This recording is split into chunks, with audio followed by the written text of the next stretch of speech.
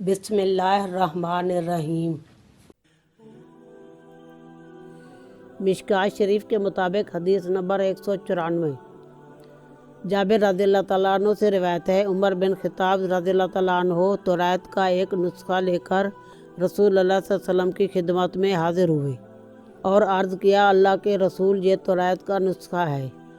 آپ خاموش رہے اور انہوں نے اسے پڑھنا شروع کر دیا، جبکہ رسول اللہ صلی اللہ علیہ وسلم کے چہرے مبارک کا رنگ بدلنے لگا۔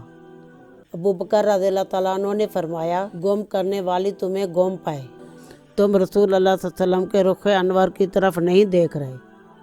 عمر رضی اللہ تعالیٰ عنہ نے رسول اللہ صلی اللہ علیہ وسلم کا چہرہ مبارک دیکھا تو فوراً کہا، میں اللہ اور اس کے رسول صلی اللہ علیہ وسلم کے غضب سے اللہ کی پناہ چاہتا ہوں۔ میں اللہ کے رب ہونے اور اسلام کے دین ہونے اور محمد صلی اللہ علیہ وسلم کے نبی ہونے پر راضی ہوں۔